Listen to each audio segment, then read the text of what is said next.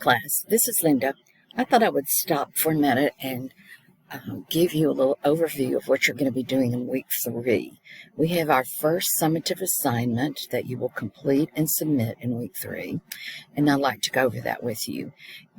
If you will get to your week 3, in the content place, you'll go to summative assessment, college communication worksheet due Monday, next Monday, and you will see the assignment content there. You'll see the learning goals that we've talked about in the first 3 weeks, and we're going to address those specifically in this assignment. Let me see if I can move this down. So what you're going to do, I'm going to read the instructions to you first, and then we're going to open up the assignment and look at it.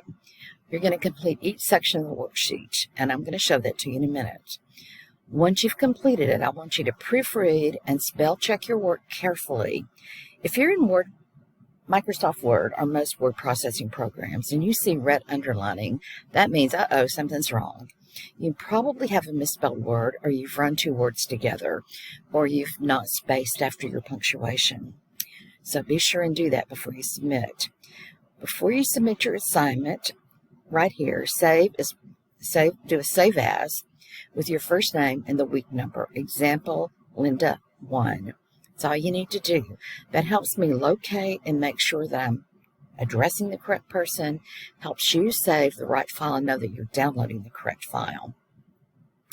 Okay, let's scroll down here.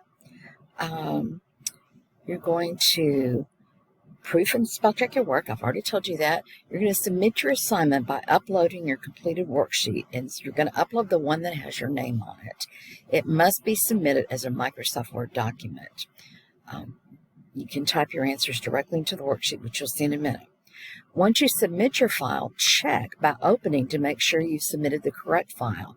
This is an important step to avoid late work.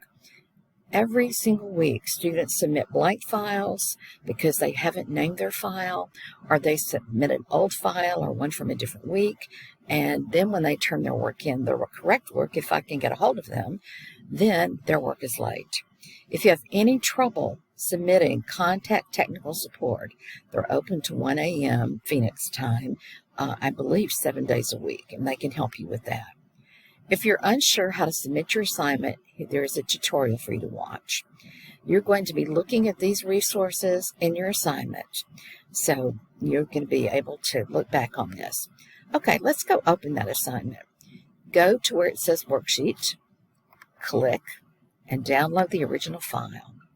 It's going to come up on my screen like this. I'm going to open it in Microsoft Word. If it comes up and says it's protected, click on Enable Editing. And you'll see that there's not a title page. We don't expect you to do that yet, but we will by week 5. So I would like you to put your name on your paper. It just takes a second. Please don't ignore that. Then you're going to read your questions, and you're going to enter your responses here. You can type on this worksheet. What you need to do first, though, obviously, is erase what's there and just type. Your answers will go right in there, and the box will expand as you type. Okay?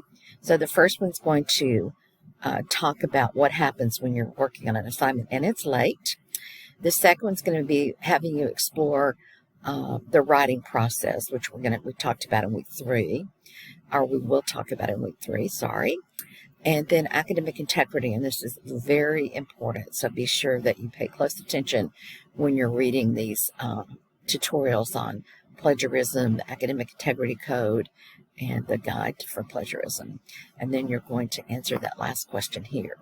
Once you do that, let me walk through a save as with you. You go up to File, and it's under here, of course. Let's see if I can move that. You do a save as,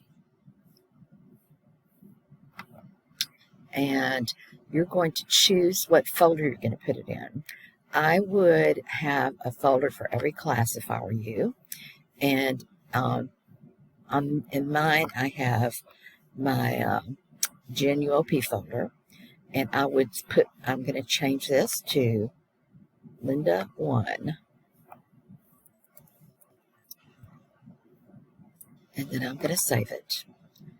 And so then when I come back to submit it, which is going to look different on your computer. I don't have the submission thing, but when you get ready to submit, you can add your files to your box, and it'll ask you to upload a file.